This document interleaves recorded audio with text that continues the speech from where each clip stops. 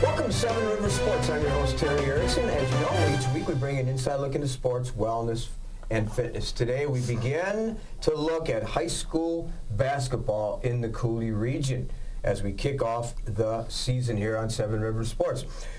Today, guests are head coach Brad Reinhart, Aquinas Blue Goals, along with Conley Malone, a senior, Brandon Merfeld, a junior. Welcome to the show, guys. Thanks, Terry. As we tape the show, notice you were 3-0 going into last night's game at Mauston, and followed that a little bit and saw that you were ahead considerably at halftime and then ended up losing a difficult game at the buzzer. Take us through the first part of the season and last night's game. We've had a real nice start to the season. Guys have been working hard in practice, and we're making the steps that we need to make to get better every day. So we opened with a home game against Viroqua, and we're able to come out on top of that one and had just a great energy level and pace to the game, and really got up and down, which was awesome. We took then to the road and went down to Prairie du Chien. Andy Benasic's teams are always extremely fundamental and ready to go and sound defensively, and we were able to come away with a nice road win down there. I was happy with how we competed and how we played against a real tough defensive team, and they really made us work for everything that we got down there. Came back home and had Westby come in. Had our challenges, maybe scoring the ball a little bit in that game at times, but we're able to get a nice win there. And then yesterday went down to Mauston. Tough loss at Mauston. First loss of the season. Conley Malone, second time on the show, by the way. You'll be signing autographs after the show. So you had a great football season. We talked about that. You're leading the team in scoring now. You had a great opening game win against Viroqua. I happened to be there. Had a good seat for that game. And scored well, and you scored again well last night.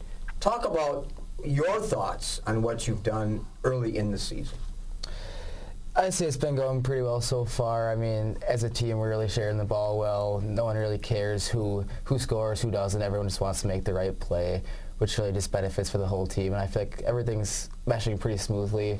Last night was you never want to lose, but we got to accept that you're never going to go perfect in the season, or at least most likely you won't. So I think we can just learn off of it. Brandon Merfeld, first time on the show. Know your family, of course, very, very well. Saw you play in your first game as a starter, as a guard against Viroqua, and your quickness was just something to behold. And you had a lot of steals, you scored well, and you are off to a good start, my friend. Thank you. Yeah, it's been fun so far, playing with these guys, like Conley said, sharing the ball well, it's doing everyone playing their best, trying to get stops in some games. Yeah. Well, both players, Coach, talked about selflessness and talked about playing as a team. And I know you playing at Aquinas and working many years for me at the Boys and Girls Club and coaching. And I know, what you're all about with your family and so on. And it's about teaching life lessons, teaching values, teaching selflessness, and so on. Last year, in your first year as head coach, 8-16. 16th year at Aquinas, second year as head coach. Talk about two things. One, the progress of the first 2 years, and two, what you try to teach them in terms of values, selflessness, and how to play Aquinas basketball. Sure. Every year is very different. You have some of the same kids, but different group of kids, and each group takes on its own dynamic. Last year's group of kids was a real hard-nosed group of kids that worked really hard. But what we gained this year with this group of kids is a unity in a sense of family that every day in practice we've got a really good mindset amongst the group and camaraderie amongst the group that makes it really fun to come to practice every day. And while you're working hard and getting after it and competing, you know that at the end of the day, everybody's in it together, and everybody can walk away feeling good about what we accomplished and for each other. Good. Conley, football, basketball, track and field, an exceptional athlete in all three sports. And, of course, academics is one of your strengths, too. We talked about that when you were on in the fall in your involvement in leadership groups and so on. So you sort of epitomize, in my view, a complete student athlete. Talk about your thoughts on being a student first and an athlete second. I sure like to think of myself as first a student, then an athlete, because I feel like with athletics, it's all just to prepare you for your future endeavors in life, which I'm planning for myself to be a lot of schooling. So therefore, like taking all these lessons that I've learned through sports and applying them into my academics, I feel like it can really like try to create like a full person. Brandon, too, as a junior, and of course, I remember you starting, and we covered some baseball games when you were a freshman. So you've entered the scene at a very young age, but you're also a student first and an athlete second. I think that comes from your family, who again I know very well, and that's their point of emphasis too. You're on National Honor Society, Impact, and Earth Club.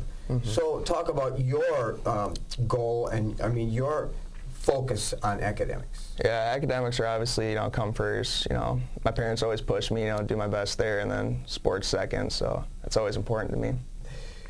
Part of the job, I think, job description of a coach, and I've always thought this, and I know this is certainly NC2A, but high school should also be, coaches are evaluated on how their players do in the classroom. I really think that's something that needs to be stressed. And I know that means a lot to you. Absolutely. We take pride just at Aquinas in general of making sure that our kids are all getting the most well-rounded experience that they can, and really look at the athletics or the extracurricular activities as an extension of the school day and an extension of that classroom. So those same lessons that they're being taught in school should be being reinforced, whether that's in character development or in work ethic or whatever the case may be. We should be reinforcing those things daily in practices and learning those lessons and getting those takeaways from the game, because it's that real life approach to the things that are being taught in a classroom setting. You can see those kind of manifest themselves in real life out there on the basketball courts or on the field. I know those lessons that you talked about are part of what you do in team meetings and in practices. And I'm always, as an ex-coach, I'm always interested in how coaches script and develop their practices. Sure. Because I've seen good practices and I've seen practices that leave a little bit to be desired. Take us briefly through an Aquinas practice. Boy, we like to have some routine to how we do things. You like there to be some level of predictability to what to expect every day when you come in the gym. But at the same time, you don't want things to get stale and to be, where they're just going through the motions. So you got to challenge them with different ways to accomplish the same things. So we like to start with getting up and down a little bit and getting loose, some full court energizer type stuff. And then we'll usually take that right into our transition game. So trying to work on getting the legs loose, getting the body loose, and really working on our full court attack.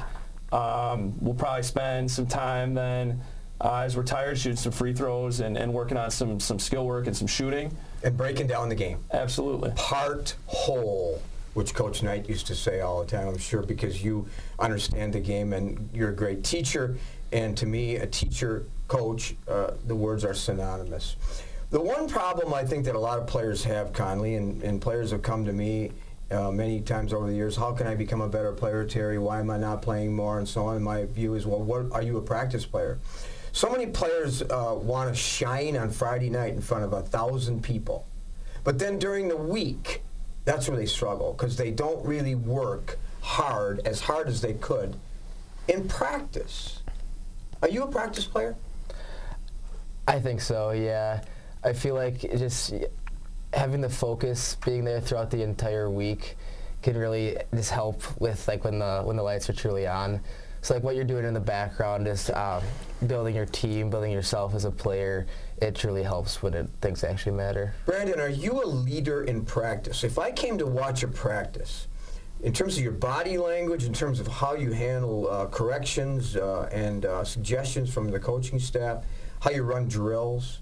Do you sell the farm, which means put your name and your effort on the line each and every day?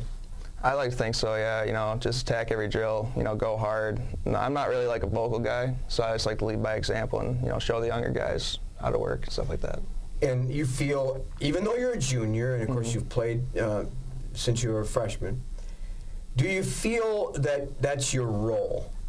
Yeah, I think so, because we got a pretty young team, not a lot of guys with experience. So, you know, I'm one of the guys, you know, coming back from last year's team, so anything I can do to help the younger guys. So before we go to break, if you see some players that are not really putting out a complete effort, what do you do? You know, sometimes call them out on it if they need it, but sometimes, you know, just slap on the back, you know, get them going.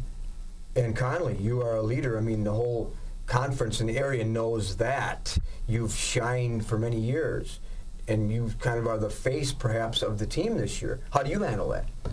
I'd say it's similar to Brandon. Sometimes guys do need to be, like he said, to be called out on it and really to show them what the expectations are. But other times it's just more encouragement type of stuff and less negative, but whatever really is necessary for the individual player. Good answers, guys. We're going to have more with learning more about Aquinas basketball. We'll take a break. We'll come back with more right after this. At Schneider Heating and Air Conditioning, we have assembled a championship team who listens to what your needs are. We install carrier comfort systems that improve the comfort, efficiency, and the air quality of your home and workplace. We serve you with highly trained technicians who are prompt, friendly, and honest. For Gold Star treatment, turn to the experts, Carrier and Schneider Heating and Air Conditioning. Schneider Heating and Air Conditioning, your comfort is our business. Welcome back to Seven Rivers Sports again today. We are spotlighting Aquinas High School basketball. Brad Reinhart, Conley, Malone, Brandon Merfeld. The first half of the show, you talked a little bit, Conley, about leadership. And in the book of Philippians, it talks about being full of humility. It talks about being moved to treat another as more important than yourself, being concerned about the success of others. And when I read your profile, that sort of describes you. How do you take that particular philosophy and use it as an athlete? I feel like no one really wants to listen to someone who's full of arrogance. Therefore, if you want to be like a leader, which I'm expected to be, especially as a senior, that you need to always put others before yourself. Like you said, have humility in order to like lead by example and have others strive to try to do stuff just like you. And Brandon, looking at your profile, you talked about working hard for what you want, because there's no easy road to success. And it talks about that in various biblical verses about going the extra mile. And if you're going to be successful, you need to go the extra mile. How do you demonstrate that? You know, just, you know, going as hard as I can in drills, practice, schoolwork, stuff like that. And, you know, so always trying to, you know, put a good example out for my teammates and my classmates. And Brad, Aquinas, of course, a faith-based institution where there's lofty goals and expectations and so on. What is your expectation of a blue gold athlete?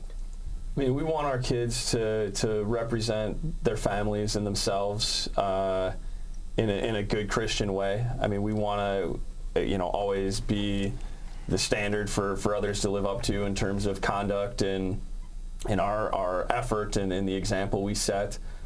We want our kids to have a community presence and to have a sense of service and get out and be a part of their community and really just kind of embrace the Christian values of treating others the way you want to be treated and really get out there and live that on a daily basis. Service-related lifestyle.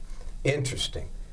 Very much the same with Viterbo, for example. Many public schools too. I think of Luther High School, service-related. I think of an article that was in a paper back in September where the blue gold players and combined with UWL made a very tremendous effort in donating items for Hurricane Harvey in Texas. Sure. Review that real quick. Yeah, we noticed through social media that the basketball world was kind of coming together. Coach Kelvin Sampson down in Houston was trying to figure out a way that he could be a player in helping with the hurricane relief. Myself and a couple of other coaches noticed that was out there, and then I was able to talk with one of our seniors, Jonathan Klauke, and another couple of guys about us playing a role in that, and we were able to find some camp shirts that we had left over, and some guys brought in T-shirts and sweatshirts and shoes and whatever, and we were able to put a package together and then join thousands of other basketball programs from across the country and shipping those down to Houston. Says a lot about the Blue Goals, says a lot about Coach Reinhart. Rapid fire drill, you have these in practice at all? Rapid fire drill for our player guest. A couple quick things. One, favorite opponent? Central. Are they any good in basketball?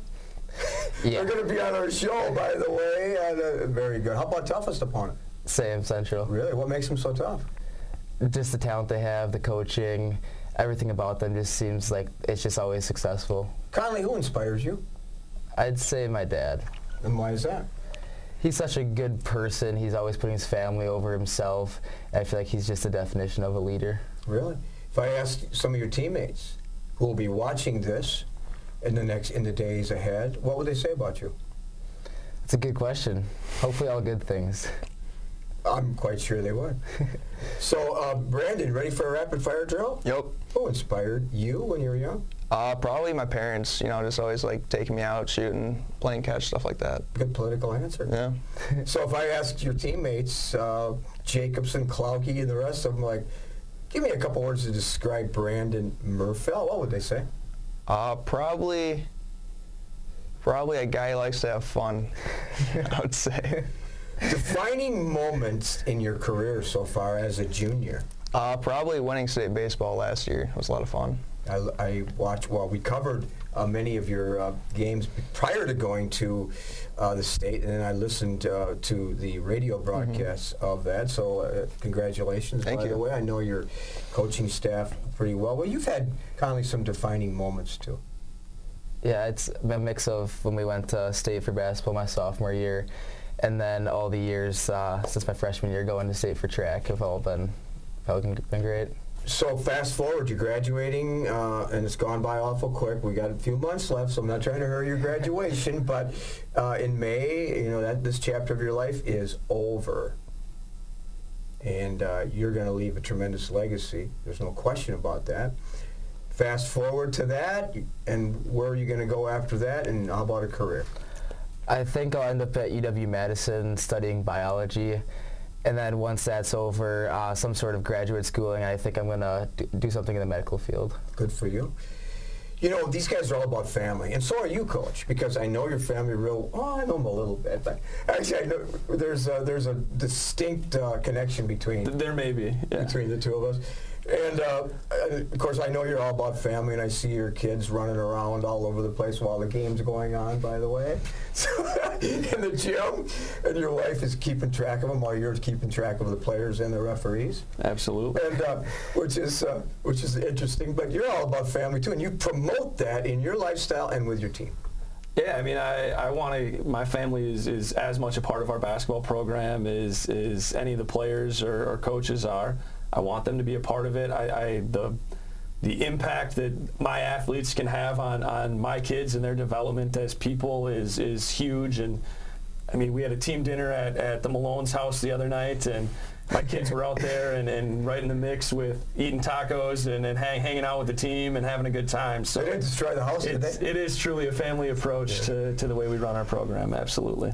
So if you were going to have a sort of a defining statement that describes the type of play that you expect out of the Blue Goals, whether it's defense intensity or offensive sharing the ball or whatever it is, what would that be?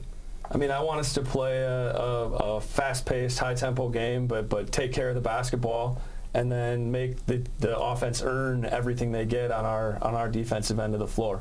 I think the best defensive coach in this country, in my view, is Tony Bennett. what Virginia did to Wisconsin, by the way. A lot of our viewers probably saw that.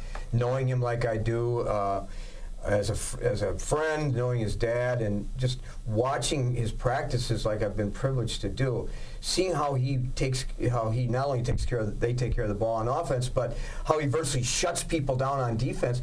I thought about that when you played Viroqua, because your defense was at that level.